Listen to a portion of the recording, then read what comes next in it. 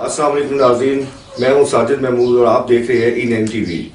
नाज़रीन, आज हम खड़े हैं इस्लामाबाद की चर्चजार थाना की हदूद में खड़े हैं और एक माँ की पुकार पे आवाज़ पे आए हैं और हम इनसे पूछते हैं कि इनके साथ क्या मसले मसाइल पेश है और क्या ज्यादती हुई है। अस्सलाम वालेकुम। मारे नाल ज्यादती हुई ये चीनी शाह जड़ा चीनी शाह ने भरा है ये सारिया पार्टियां बनाई चरस पाउडर खुद बेचने असा पर नजायज पर्चे कराने इन्हें बड़ी बच्ची की जहर दिता इन्हें बड़ा पुत्र अंबोरा उसकी देने से पाउडर चरस उसकी मारी सटिया ने पाउडर नाल मरी गया। उसने 2 बच्चे है उसने एक बेवा बीवी है ना। मैं इन्हों को गिला की नीत गई इन्हें मी अगू मारिया मुंह है पर मारने रे है ना।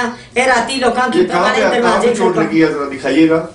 ये सारा बड़ा मुंह भन्नी सटिया ने इन्हें मिकी मारिया है ना। जे मैं बाहर सब्जी की नाल निकलनी है मी मारने जे मैं सौदा की नाल निकलनी है मी मारने जे असा कोई बंदा रखने बिजली वाला तो उसने बिछाए चरस पाउडर पाई सकने जे असा ना कोई चाचा ताया ना उसने बिछाए चरस पाउडर पाई सकने चरस पाउडर ना चीनी शाह इसना बहुत बड़ा ग्रुप आ ये खुद काम करना चीनी शाह पाउडर ये आप मुझे बताएं कि अभी आप बता रही थी कि इन्होंने जो आपके खिलाफ ये मंशियात के पर्चे कटवाए हैं थाना करार में, तो ये क्या इशू है? ये इशू इस तरह है कि एक असा ने चाचा जड़ा असा को रहना सा बाहर गया तो बिल्कुल कपड़े चान उसने बिछाए ना 1.5 किलो चरस भाई असा ने बिजली वाला काम करना सा उसकी चाहिए तो इन्हें 1.5-2 किलो चरस भाई एक असा ना माड़े पुत्रा ना साला सा उसने 1.5 किलो थला माड़े पुत्रा ना नाम पे लिखने बदनाम करने चरस पाउडर चीनी शाह खुद बेचना पिया।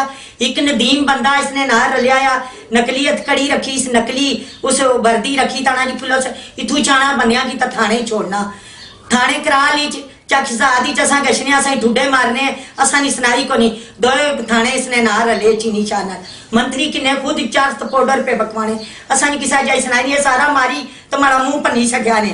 मैं जिधर भी गशनिया सब्जी की ता मारने जो बाहर निकलिया ता मारने दरवाजे असा ने खड़कवाने लोगों को है ना गलत गलत गल्लां बाने। अच्छा, ये जो FIR हुई है 2 आपने 3 FIR कटवाई है 2020 की है, ये नाज़रीन देखिएगा ये 2020 की FIR है, तो अभी तक उन्होंने बंदा कोई गिरफ्तार नहीं किया। ये बंदे गिरफ्तार करने 2 बंदे जेल भेजे जिन्हें बड़ी बच्ची की जहर दिता उन्हें पुलिस वाले इन्होंने जिमियां कच्चियां करी छटिया यार बाहर इन्हें असाने मकान किया गिलाई इन्हें असाने मकान साड़िया सामान साड़िया कोई कार्रवाई नहीं हुई कोई बंदे नहीं पकड़न हुए कोई माड़ा पुत्र इथा नहीं रहना दुआ मरी गया जिसकी चरस पाउडर देने से ये नाल रलाने आने जड़ा काम असा करने हो तुसा भी करो माड़ा पुत्र नहीं मनना पिया नसी क्या करूं। ये मेरा कैमरा में आपको क्लोज दिखा सकता है ये तस्वीरें।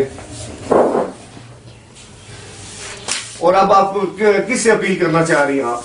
मैं इमरान खान की अपील करना चाहनी हूँ कि मैं इंसाफ चाहिए है ना। मैं इस शेख रशीद की अपील करना चाहनी हूँ कि मैं इंसाफ चाहिए। मैं IG की अपील करना चाहनी हूँ मैं न पढ़िया बिल्कुल कि मैं इंसाफ चाहिए है ना। ये मारे छोटे छोटे पोतरियां पोतरे दोतरियां दोतरे इन्हें मारा जीना आराम किया है ना। इन्हें जीना आराम किया छोटे छोटे बच्चे आ घर अच बारू सब्जी आनी पैनी कोई पत्ती चीनी आनी पैनी है मारने असा की मारने जिधर गछने है ना है ना। असा की इधर इंसाफ चाहिए असा की मदद करो असा की इंसाफ चाहिए असा की मदद करो असा है ना।